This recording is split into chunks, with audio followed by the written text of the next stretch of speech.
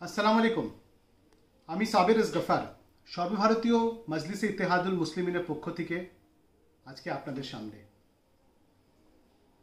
পশ্চিমবাংলার বিধানসভা নির্বাচনের ফলাফল পরিষ্কার। তৃণমূল কংগ্রেস আবার সংখ্যাগরিষ্ঠতা নিয়ে সরকার গঠন করার পথে। ভারতীয় জনতা পার্টিকে আমরা প্রধান বিরোধী শক্তি হিসাবে বিধানসভায় দেখব। সংযুক্ত মোর্চায় বাম এবং কংগ্রেস দুজনেই শূন্য।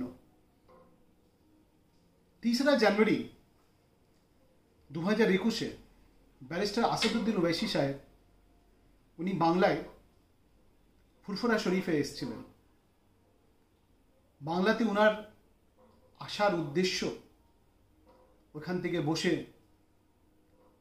ফুরফুরা দরবারে বসে নিজের দলের আনুষ্ঠানিক ঘোষণা করা এবং একটা ফ্রন্টের বার্তা দেওয়া।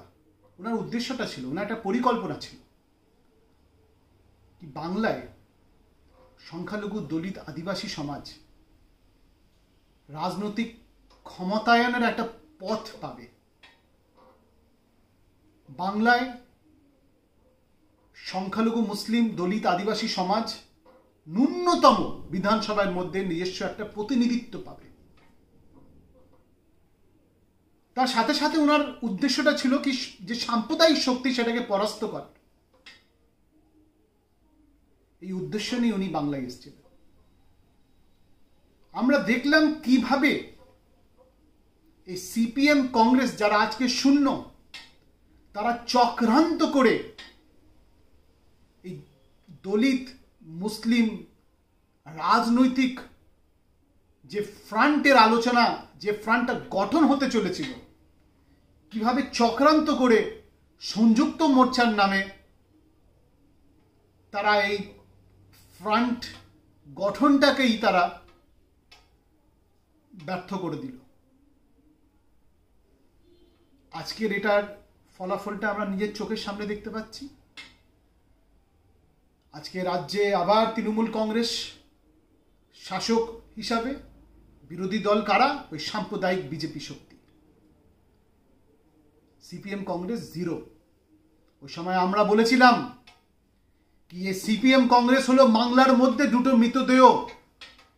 এই দুটো মৃতদেহের মধ্যে প্রাণ ফুকে কারুর কোনো লাভ হবে না। বিশেষ করে যারা পিছিয়ে পড়া সম্প্রদায়ের মানুষ, তাদের তো কোনোদিন কোনো লাভ হবে না। কেন 34 বছর ক্ষমতায় থেকে যে দল, যে সরকার বাংলার সংখ্যালঘু, বাংলার দলিত, বাংলার আদিবাসীদের উপরে শুধু শোষণ করে এসছে, তারা আজকে দাঁড়িয়ে কি এই বাংলার মানুষের অধিকারগুলো আদায় করার সংগ্রামের কথা বলছে? কোন মুখে বলছে?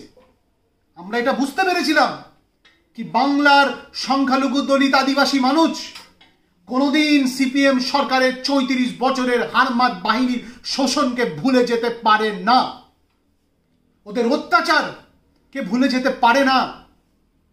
জোর করে জমি অধিগ্রহণ করা, রিজওয়ানুর রহমানের কতল, তাপসী মল্লিকের হত্যা, বাংলার মানুষ এসব ভুলে যাবে না। একের পর এক গুলি চালানোর ঘটনা ঘটেছে। গণতান্ত্রিক পরিবেশকে মাটিতে মিশিয়ে দিয়েছিল বাম জামানায়। মানুষ এত সহজে, এত জলদি এই 34 বছরের শোষণ অত্যাচারকে ভুলবে না। কিছুদিন আগে একটা ভিডিওর মাধ্যম দিয়ে যখন আমাকে জিজ্ঞেস করা হয়েছিল কি নির্বাচনের পরে এই বামেদের কি ভূমিকা হবে, আমি তখন বলেছিলাম কি নির্বাচনের পরে সিপিএম মুছে যাবে, সিপিএম দল বলে কিছু থাকবে না। আজকে বিধানসভায় সিপিএম 34 বছর শাসনে যে দল পশ্চিম বাংলার মাটিতে থেকেছে, তারা আজকে একটা এমএলএ অব্দি বার করতে পারেনি। একটা সর্বভারতীয় দল কংগ্রেস আজকে বাংলায় তারা একটা এমএলএ অব্দি বার করতে পারেনি। সংযুক্ত মোর্চা তো ভেস্তে গেল,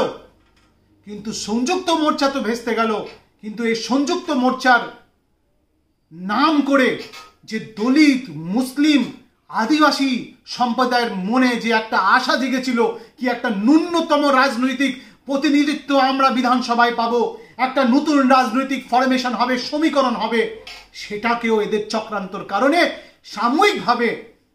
সাময়িকভাবে সেটাও ভেস্তে গেল।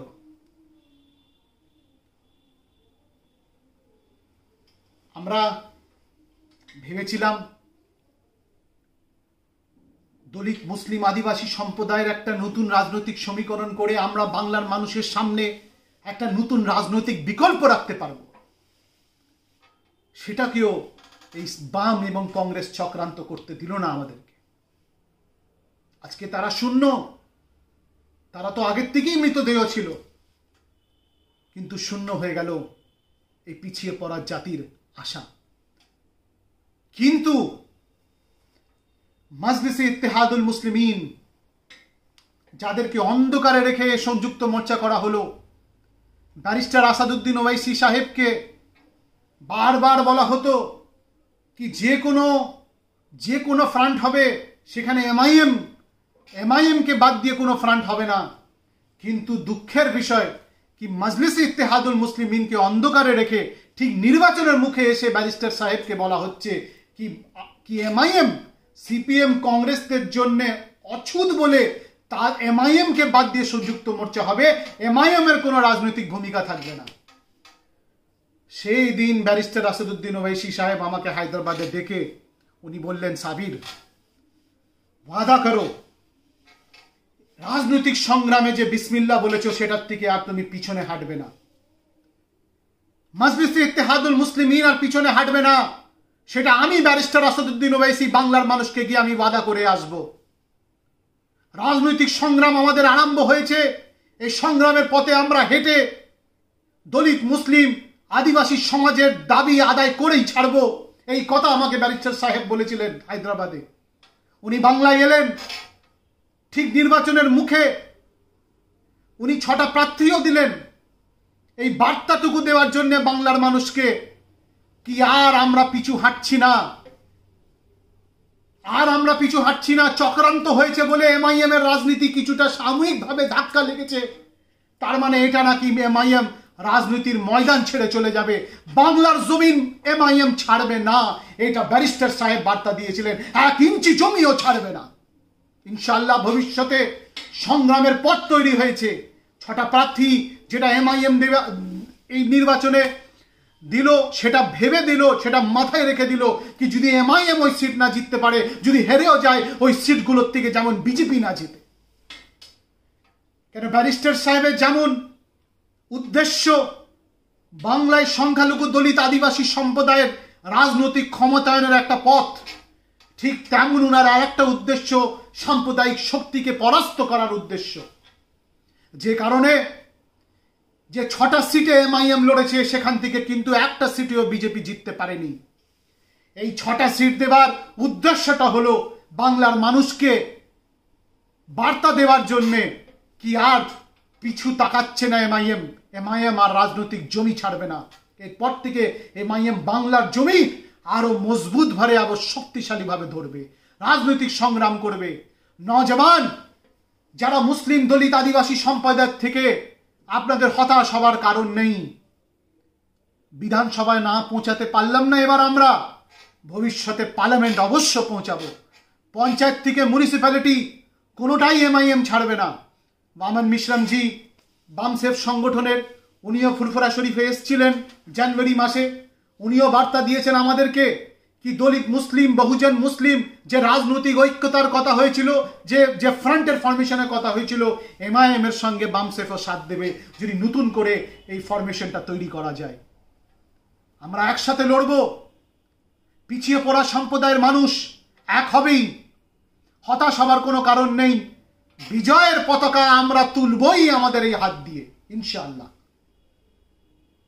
হতাশ হবেন না, আশা রাখুন, ধৈর্য রাখুন, আল্লাহর উপরে নিজের ইয়াকিন রাখুন, নিশ্চয়ই আল্লাহ তাআলা আমাদেরকে ফাতহ দেবে। আজকে যারা চক্রান্ত করেছিল তারা শূন্য হয়ে গেল, না হলে আজকের দিনে যদি ব্যারিস্টার আসাদুদ্দিন ওয়াইসি সাহেব ফুরফুরা শরীফের নেতৃত্বে মামন মিশ্রম সাহেবও একসঙ্গে যদি পিছিয়ে পড়া সম্প্রদায়ের মানুষ রাজনৈতিক জোট করত, তবে আজকে হতে পারে বাংলার সরকার আমাদেরকে বাদ দিয়ে হতো না। দুঃখের সঙ্গে আজকে সংখ্যালঘু দলিত আদিবাসীর কোনো রাজনৈতিক ভূমিকা থাকলো না, কোনো কোনো উপায় না দেখে মুসলিম সম্প্রদায়ের মানুষকে তৃণমূলকে ভোট দিয়ে জেতাতেই হলো। বাংলার রাজনীতি তৃণমূল বিজেপি নিজের মধ্যে ভাগ করে নিয়েছে এমন একটা অবস্থা দেখে মনে হচ্ছে। কিন্তু এই অবস্থা বেশি দিন থাকবে না। রাজনৈতিক সংগ্রাম আরম্ভ হয়ে গেছে। দলিত মুসলিম আদিবাসী সম্প্রদায় মিলে আবার নতুনভাবে রাজনৈতিক জোট করে বাংলার রাজনীতির ময়দানে সংগ্রাম করে নিজের দাবি আদায় করে ছাড়বে। এমআইএম সর্বভারতীয় মজলিস ইত্তেহাদুল মুসলিমিন, নতুন যে সরকার গঠন হচ্ছে তৃণমূল সরকারের, আমরা সংখ্যালঘু দলিত আদিবাসী দাবিগুলো নতুন সরকারের সামনে তুলে ধরব। রাজেন্দ্র সচ্চর কমিটির রিপোর্টগুলোর সুপারিশগুলো বাস্তবায়িত করা হোক। রিজওয়ানুর রহমানের কাতিলদেরকে তাদের বিচার করা হোক। রঙ্গনাথ মিশ্রা কমিশন রিপোর্ট যে মুসলিম সংরক্ষণের কথা বলছে সেটাকে কার্যকর করা হোক। আলিয়া বিশ্ববিদ্যালয়কে সংখ্যালঘু স্ট্যাটাস প্রদান করা হোক। আর যে যে প্রতিশ্রুতি সংখ্যালঘু মুসলিম সম্প্রদায় দলিত আদিবাসী সম্প্রদায়ের মানুষকে দেওয়া হয়েছিল সেগুলো কার্যকর করা হোক। কেন এই তৃণমূল কংগ্রেস যদি ক্ষমতায় ফেরত আসতে পেরেছে শুধু এই কারণেই আসতে পেরেছে কি বাংলার মুসলিম দলিত আদিবাসী মানুষ মিলে একখাট্টা হয়ে তৃণমূলকে ভোট দিয়েছে। এটা ভুলে গেলে হবে না। রাজনৈতিক সংগ্রাম শুধু আরম্ভ হয়েছে, ফল অন্য হতো যদি ব্যারিস্টার আসাদুদ্দিন ওবাইসি সাহেবের ওই পরিকল্পনা কার্যকর হতো। আর যারা চক্রান্ত করে এই রাজনৈতিক জোট যেটা মুসলিম দলিত আদিবাসীদের যে তৈরি হচ্ছিল, যারা চক্রান্ত করে এই জোটকে ভাঙলো, তারাই আজকে শূন্য হয়ে গেল। তৃতীয় শক্তি আজকে শূন্য। একটা জায়গা তৈরি হয়েছে একটা নতুন রাজনৈতিক শক্তির বাংলার ময়দানে। সেই জায়গাটাকে এমআইএম ফিল আপ করবেই। আমরা একটা নতুন রাজনৈতিক শক্তি হিসাবে বাংলার মাটিতে উঠে আসব। মুর্শিদাবাদ থেকে বিজেপি 3টে সিট পেয়েছে, মালদার থেকে বিজেপি 5টা কি 6টা সিট পেয়েছে। সংখ্যালঘু উদ্দেশিত এলাকায় বিজেপি ঢুকে যাচ্ছে। কিছুদিনের মধ্যে মিউনিসিপ্যালিটি নির্বাচন, পঞ্চায়েত নির্বাচন, সবকিছুতে আমরা আমাদের চোখ রাখব। সাম্প্রদায়িক শক্তিকে পরাস্ত করব। সংখ্যালঘু দলিত আদিবাসীর রাজনৈতিক ক্ষমতায়নের পথে হাঁটব। নওজওয়ানদের দাবিগুলো আমরা আদায় করবই। এটা বলে আজকের জন্য আপনাদের থেকে বিদায় নিলাম। আমি সাবির এস গফফার আপনাদেরকে ধন্যবাদ জানাচ্ছি। বাংলার মানুষকে সালাম জানাচ্ছি, আপনাদের রায়কে সালাম জানাচ্ছি। আদাব, সালাম আলাইকুম। ভবিষ্যতে আসছে দিনের রাজনৈতিক সংগ্রামী অভিনন্দন আপনাদেরকে জানিয়ে খোদা হাফিজ। Banabithi picnic spot and resort শহরের কোলাহল ও ব্যস্ততার ঘেরাটোপ থেকে নিজেকে মুক্ত করতে চলে আসুন বনবিথী পিকনিক স্পট অ্যান্ড রিসর্টে। কলকাতা থেকে মাত্র 30 মিনিট দূরত্বে কোলাহল মুক্ত মনোরম পরিবেশে নিজের পরিবার, কোয়ার্কার, ক্লায়েন্ট মিটিং বা কয়েকদিনের ছোট্ট ট্রিপের জন্য চলে আসুন আমাদের রিসর্টে। আমাদের ঠিকানা জাগুলগাছি, ঘটকপুকুর, সোনারপুর রোড, ভাঙড়, দক্ষিণ 24 পরগনা। বিস্তারিত জানতে ফোন করুন 9732684321 অথবা 8918067831 নাম্বারে।